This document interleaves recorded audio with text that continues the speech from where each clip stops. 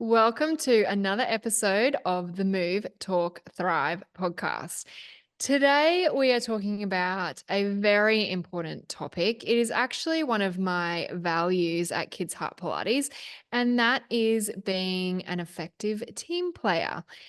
We can't really have businesses or teams without being a good team player. So, today we are going to unpack what this means, our experiences in different teams and the outcomes of those experiences, and what we think attributes to being a really good team player. Let's get started. I'm Lizzie Dawson, Australian exercise physiologist. I'm Emily Mackey, Australian speech pathologist. And this is the Move.Talk Thrive podcast.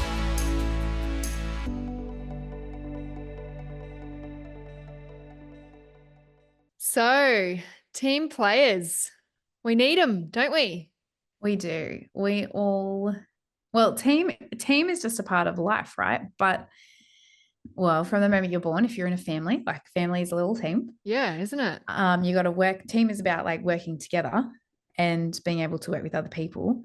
But Yeah. you know, the thing that really fascinates me, and I've realized this more as I've been in business, is that we are not encouraged to be in teams early in life. Like we are, but we aren't. So, you know, we might have team sports, but then a lot of sports, it's individual pitted against individual. So when I was little, I did little A's or little athletics, and I loved it. But I have such vivid memories of like me trying to outrun everyone, and it was me against everyone, and you know, winning. I used to be a fast runner. Did you? Yeah, I did not know that. I used to be a sprinter, actually. Same. Yeah, I was reliving it because Evie's very fast at running, and I was going to put her in little A's next year, and I was like, I should get out all of my medals, which I'm sure I stored. How did I not know this? I know, because most people don't know that I went through that period of not running for so long. Yeah. And you know what? I still regret that I gave up little A's. And the reason I gave it up was because I didn't want to do high jump. So whatever age that is. And I look back now and I'm like, that was so silly. I should have just done high jump and kept my endurance and kept my stamina and kept my running ability. But anyway, I've worked through that now. I can now run. Like I've been running, I don't know, 6 to 8Ks on a weekly basis. So that's good. We're back. So but good. Anyway, sidetracked. But even in that sport of running, right? Like, and I started running probably from about like 4 or 5 years of age. And it was always me. And I remember like I would win, and then I would get that medal, and I would be on the podium by myself. And so that is like what society is putting into us. Like, no, you know, we don't really know. Like, you know, that's fine. Little A's is a sport. That's fine. But then, you know, you go to school and it's like, get the best grades, and you're pitted against everyone in your class. And then you might do random teamwork things, but you know, then you go to the HSC, or, you know, I don't know what you call it in Brisbane, or the ATAR and all that. I don't even know. And it's ATAR, and it's you against everyone else. And it's you do your individual work, and you're pitted against everyone else. And then you go to uni, and at uni, if you're in going to master's degree, you're pitted against everyone else in the master's degree, because it's only the top 40 people who get the highest marks get into masters. Again, it's just pitting everyone against each other. And then people finally graduate on the other end of life. They come into workplaces, and it's like work as a team. And everyone's like, how do I do this? And then we expect people to do that. And it's like, well, of course people can't do that. They don't know. Absolutely. They need to have a subject for it in school. At Little A's, were you like competing like your club against another club? So like your points were part of like a bigger team's points, or is it? Yeah, see, that's the problem. Like they need to do something about that. Because I mean, maybe it's changed now. I don't know now, but it was like all individuals. Yeah, because that's kind of like an individual sport, isn't it? So I didn't do individual sports. I was a sprinter, but that was just at school. I did little A's a couple of times, but I don't know, for some reason I didn't like it. I was a netball player, so that's like super team focused. And I was a center. I could not shoot, and can't really defend. I can just run. Basically. So like I can't win because I can't shoot, like I can't get the goals. So it's, you know, I feel like that aspect of it has been good. Yes. Yeah. But Yeah. then Flinny is playing soccer and all he cares about is him scoring. It's not like a team, like they're not passing to one another. Then, I mean, they've just started. They've had a pretty rough season actually, but they've just started getting the skills of, passing to each other and But see, defending. that's interesting because that, to me, that tells that that's an innate thing in us that we are looking out for, me, myself, and I. Yeah. Because he has to Survival, learn right? how to be a part of the team. You have to say, the coach has to say, no, you have to pass the ball to someone else. And, maybe that's innate in us, is like that survival mode. Or obviously he's got internal satisfaction. He wants to shoot the goal himself because he thinks that's the end point, or that's the point of soccer. Or, Yeah. you win if you score a Yeah. goal. Yeah. But I think like the crux of the question is, it's not about me, but how can I impact and how can I do this with other people and together? And like, there's so much to unpack there, which is what we're going to discuss. Yeah. But it's really, really interesting when you're in a workplace and you're trying to get people to work together. How do we teach that? And how do you make yourself a better team player? Which I wish someone spoke to me about this. There needed to be a subject in uni about it, subject in school, because I had no idea about this. And when I graduated at uni and I worked in my workplace, I don't know whether, like looking back, I don't know whether it was the workplace or whether it was me, but I felt like I was in competition subtly with people. And it's weird because I'm actually not a competitive person. Like, you put me in a competitive sport, you put me with any of the people that speak about, and I'm just like, no, I don't care. And we have really competitive people and they're like, life is on the line, it's life and death situation. And I'm just like, oh, I don't mind. But so I'm not a competitive person, but I felt like it was a race, like who could get their reports done the quickest, who could get off their checks the quickest, who could build up their caseload the quickest, who could, so it was a workplace, but it wasn't a team environment. Do you think that's just bad culture, like poor culture? That's Like what I they're mean. It trying might have been to, the workplace. they're trying to get you to, like hit KPIs fast. yes, because that's what it sounds like, isn't it? Yeah. And I mean, that's what it was, right? But again, I had no other frame of reference because I'd come from uni where I'd just been against everyone else with my marks. And then when I went to a second job, then it was team based because it was like a multidisciplinary workplace. But I did really struggle with that. And I think that's the first time in my life, or my adult career, where I was like, I have to work as a team. And so because of that, I can't move as fast as I want to, or I want to move and do this, but someone else thinks this. So I need skills in my communication and negotiation. How do I deal with that? And no one had ever taught me. So I can't remember, but then you end up being sort of a people pleaser because you just go, oh, yes, Yeah. to avoid conflict or anything like that. That's Yeah. not being a team player though either. Yeah. It's interesting. I feel like I find the team stuff quite difficult.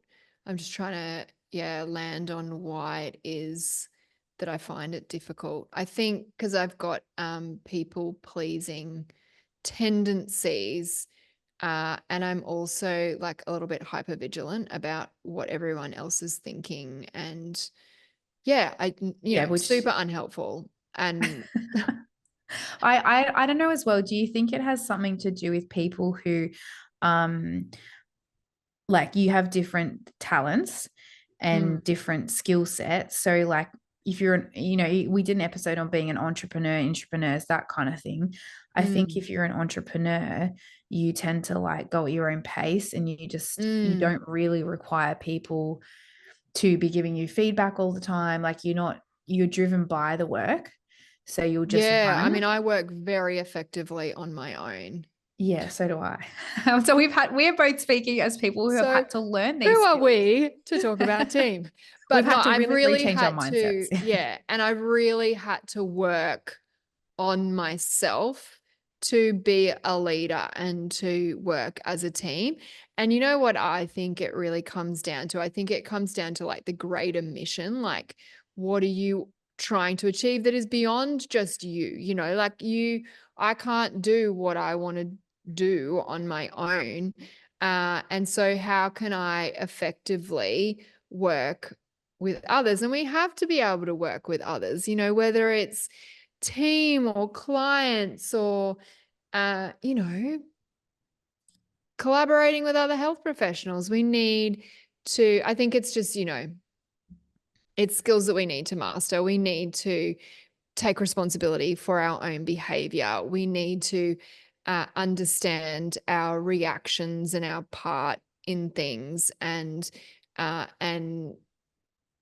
compassion for other people's reactions and responses and behaviors. I think, and not be reactive to everything. But I think it's a skill. Like, I think, pausing and going, hey, wait a second, what's actually happening here is a skill. It's definitely something that I've had to work on, because I think that I, for whatever reason, grew up a little bit insecure. And I mean, I think that's fairly common, though. I think it's probably a maturity thing. Some people may be less than others, but I feel like I was a bit insecure. So I came into a team with a bit of emotional baggage, and I really feel like I have had to work on myself to take responsibility for my part in things. And that's the key. I think what you said then is that pretty much we all have to work on, because we all come with our emotional baggage, whatever that is. And no one is going to come into a workplace and be like it's outstanding team member, a team player. We all need to work on it. And it's as much as about you as it is about the team. So you work on yourself, but then you also need to learn how other people work and learn that mutual respect. But I think the underpinning with that, and this is what you do have, Lizzie, is a great deal of humility. And I think humility underpins everything, because it comes down to, like, even though you and I have a preference we like to work by ourselves because we just get things done. But it comes down to humility to go, well, actually, I'm not going to get the best result if I do it myself, because I am not the be all and end all. I don't have amazing 100% skills in everything, and nobody does. So that is requiring a humble mindset. And in that, it's then being humble enough to go, that person is better than me in this area. I am really good in this area. So it's not then depreciating yourself and going, I'm not very good at anything. Like, it's being really humble enough to say that person is really good with this. Say it's a clinical area. Yeah. It's clinical area. And then I'm really good with this. And I think I can get a better result for the greater good, which is what you spoke about, by working with this person. And that requires great humility to do that. And that is one of the key elements, I think, to being a good team player, because when you approach anything with a humble mindset, you are teachable and you're open, and you don't see other people as a threat. That's the biggest thing. We're taught in society, like, other people are a threat. You got to beat them. You don't see other people as a threat. We see other people as bringing goodness and gold to our ideas and our processes and our perspectives. And then we go, okay, let's achieve a better result than what we could by ourselves. And that's something that you and I have had to learn, I think, the hard way. For me, I think it's been the hard way. Yeah. But I feel like we learnt this in the 7 Habits, which we have referenced so many times on the podcast. If you don't know it yet, you haven't been listening well enough. No. But in 7 Habits of Highly Effective People, he talks about these 3 levels of how we work with people. And so he talks about children. So there's like dependence is the first level. So that's like babies. They're highly dependent on their mum, like, just as an example. But, people can be highly dependent in adult relationships as well. Yeah. So dependent on someone else for their self-esteem, for their self-worth, or whatever it is. You then move from being dependent to independent. So that's like, as a child, they move from, needing the mum to tie their shoes, and then they can independently tie their shoes. And, all of us think that independence is the key, and that is like the end goal. But the end goal is actually interdependence. And that's the highest level that we need to be aiming for. And that's like what I just described, whereas I know that I can reach this goal by myself. but I know I can reach it and have a better outcome if I do it with someone else, or I do it with the right people around me.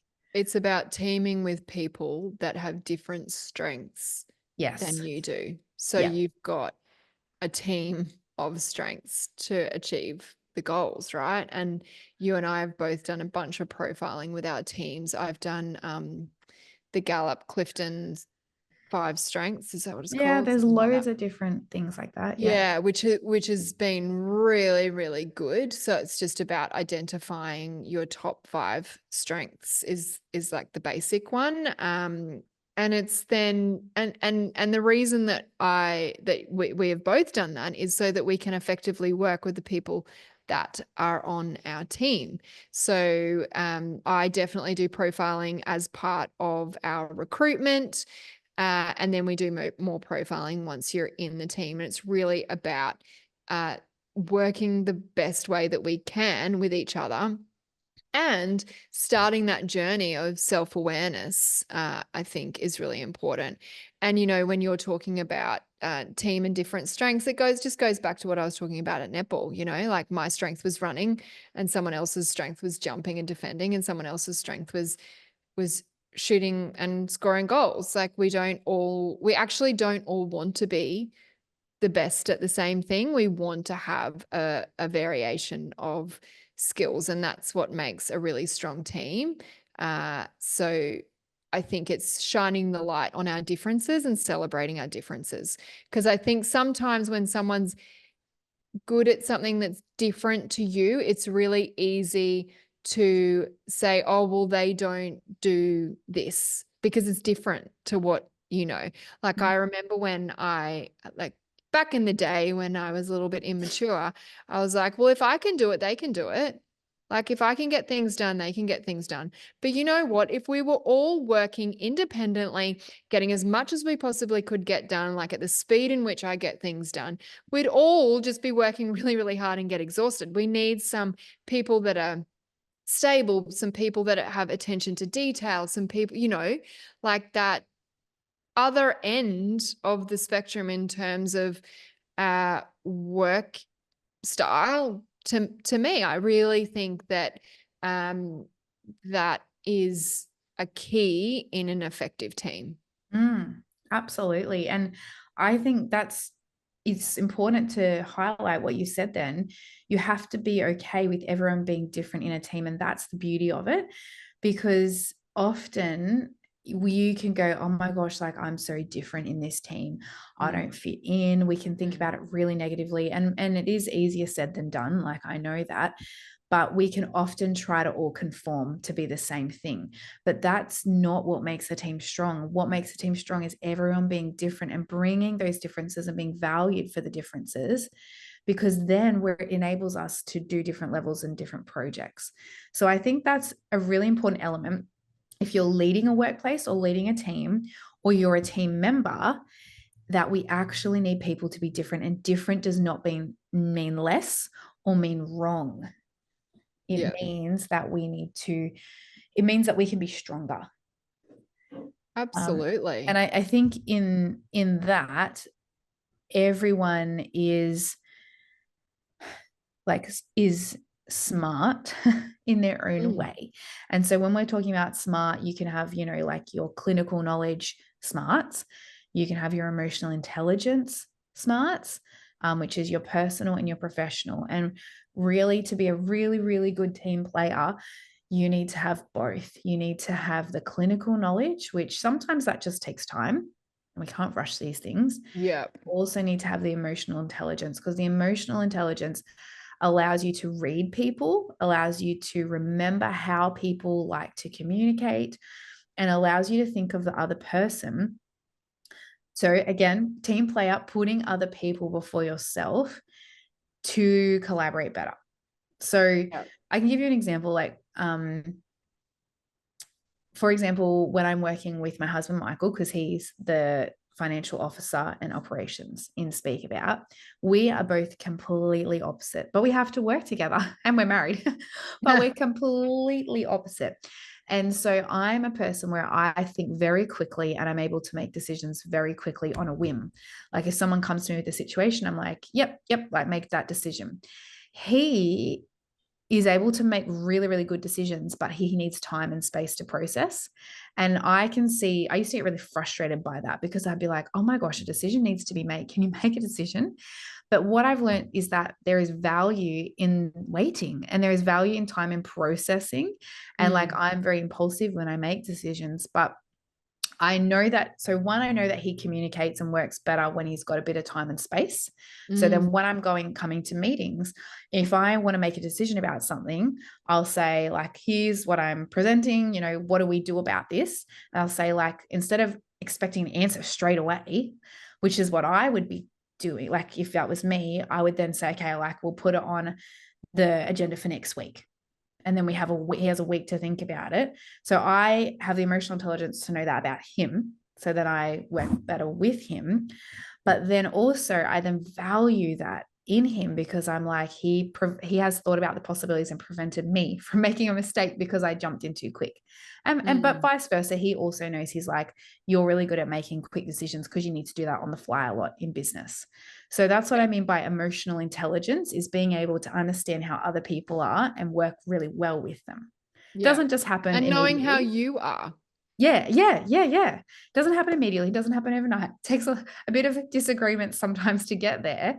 But that's what I mean by emotional intelligence. So it's being smart clinically and savvy, but also then with that area. Do you agree, Lizzie? Yeah, or what do you think? absolutely. Like, I think, I really think that when we know ourselves and take time to get to know ourselves, we open up to trying to understand other people as well.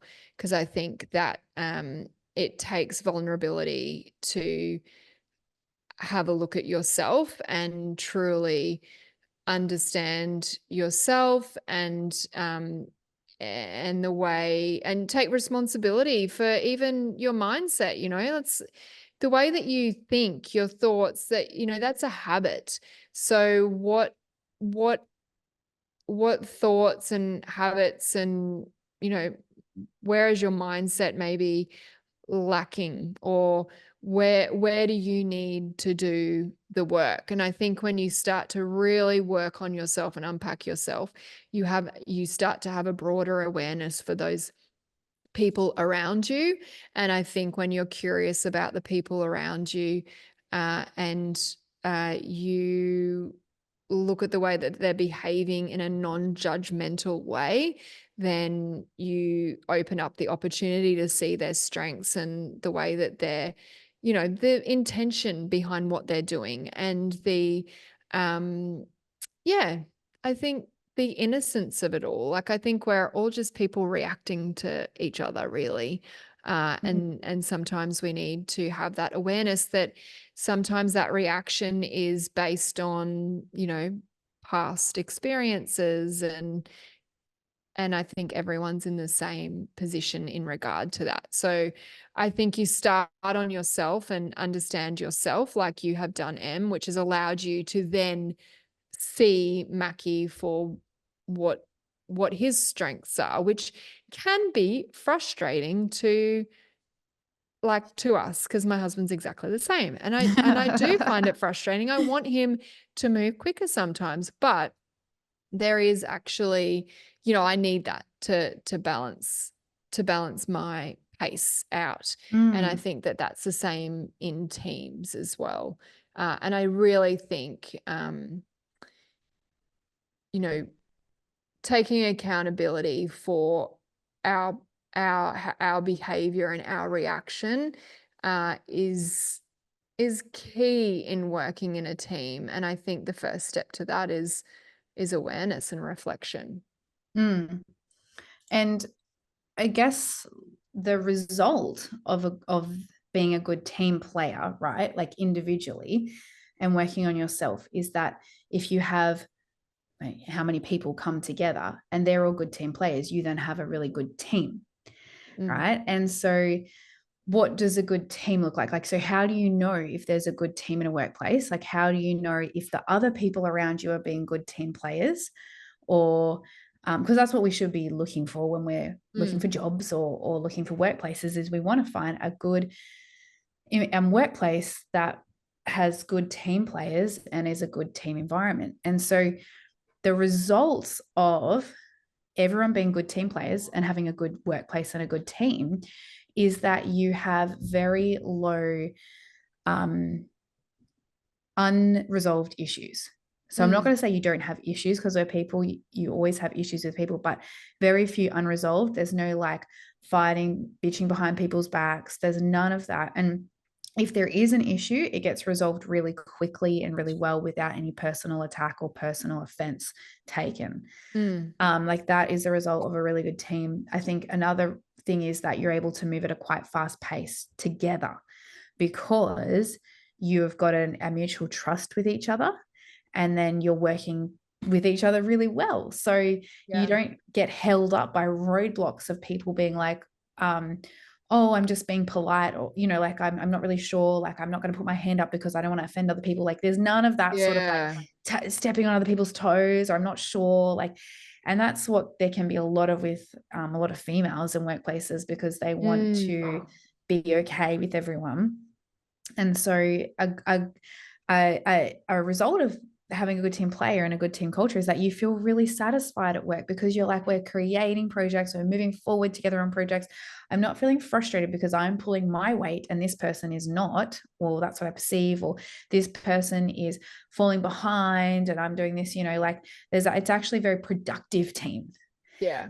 And that's productive with clients, but productive with like little projects that you're doing, or productive even in just your day-to-day meetings that you're doing. You're feeling productive because there's none of this undercurrent of tone of things where people are looking out for themselves. And then I think another result of good teams is you're having, like I said, but like really productive meetings, really good meetings. You're not sitting in meetings and you're thinking, oh, this is a waste of time, or what is this? You know, like I felt like I did that a lot at Community Health. I was just like sitting in meeting after meeting after meeting, feeling really dissatisfied. And I was like, this has no relevance to me, or I can't contribute, or when I want to contribute, I don't feel heard. Your meetings, every single meeting, like meetings are some of the most essential things that you can do in your business. If you're in a workplace, they should be really fun. They should be really productive, and everyone should be really energized after them. And if your meetings are not, then maybe you need to look at that. You know, I had a really interesting conversation with my mentor, Lorraine, and she said to me, in 12 months, like, if you were where you wanted to be, where would you be? And I'm like, I want a really good culture, like really good team culture. And she's like, how would you know that you've got a good team culture? And I rattled off a few things. And she said, do you know how I would know if you've got a good team culture? And I think this is really important if you were, say, interviewing somewhere and you wanted to get an idea if there's a good culture and a good team dynamic. She said, I know you've got a good team culture if you've got low turnover of staff, people have worked with you for a long time, and there's people lining up at your door wanting to work with you. And I was like, that's so simple. I love that. Yeah. And you know what? My team at Northside, which is, you know, we've had a bigger team, like that's been probably my most developed team for the longest. Kids Heart Pilates was, we've changed structure a few times and whatnot, but Northside, I have had one girl there since she was there when I started. So 14 years. And I've had, 10 years, sorry. And I've had, Joshy's there been for 9 years. Matt's been there for 5 years. Jen's been there for 2 years. Like there's, you know, and it's like we get students come in, and the students, I say to the students, because I talk to them at the end, and quite often I don't have a lot to do with them throughout, but I talk to them at the end, and I'm like, what did you love the most about being here? And they're like, oh, the team culture is amazing. Yeah. And that is because it is made up of very different people. Yes. And they all know how to be working together. Yeah. Respectfully. Yeah. So I think that's a really good little tip if you are going for an interview with someone and you wanted to wanted to identify if they had like what sort of team culture they had. You could kind of get a background of the business and or the clinic, and then you could just say, how long, like what's your longest standing team member been here? How long have they, what's the experience that you've got in the clinic? I think And that's a good we are going to get our longest standing team members, I think, on next season. Yes. Yes, which for me, And that's new, Brie. and new. I think both. And new. Yeah. Most people would know that Brie was my first speechie and she's still with me. But yeah, so cool. And many other employees like that. But I think, like people stay because they're happy. So you got happy employees. People don't feel confused. There's minimal confusion on tasks. There's great communication. They have high clarity on what they're going to do. They feel like they're ticking goals, moving along. There's no politics. People like getting dragged through emotional drama. And it's high spirits and high morale. And because of that, you can do lots of different things with them, to have that progression and development. But it all, like, obviously everyone in Northside Allied Health, they're great team players, which makes them a great collective team. Like that's like individually and then collectively together. And that's something that we've worked really hard at Speak About to do as well over the last few years. Because it takes like work. I think it does. It takes work and time training, and like I said, it takes people to be humble, including the leader, like, to go, there is a different way to do this. And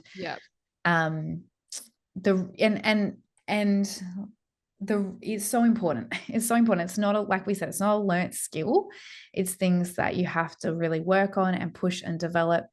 And there is, like, if you're a business owner and you're listening, or if you're wanting to be a manager or a leader or a step up, there is a great resource which I can highly recommend, by our good friend Patrick Lencioni, which I have talked about him before. He has a really good book called The Ideal Team Player, but he also has a few freebies and things. We'll put the link to that in the show notes. But if you're interested, he has a really good teaching on these things that we're talking about and can expand on that a lot more if you're interested in this area. So good. Yeah. So we hope you have enjoyed today. I think if you're a student or employee or a new grad, these are things that you can work on. So you can even look at the resources. You can work on, have I got a humble positioning? Am I developing my smarts, clinically and with my emotional intelligence? Am I hungry and I've got a drive for improving things? And am I working on understanding people? And if you're really not sure, you need to be able to go to someone in the workplace and say, help me. And that's what's important. And looking at whole teams, whether they've got those team players. And that's what will, make you happy and feel satisfied in your career. So we will link these things in the show notes that we've spoken about. And as usual, just send us a DM or leave us a review if there's any questions or anything you have learnt. We would love to hear. We love hearing all of our regulars, all their feedback and what you are loving. And stay tuned. We'll talk to you in the next episode.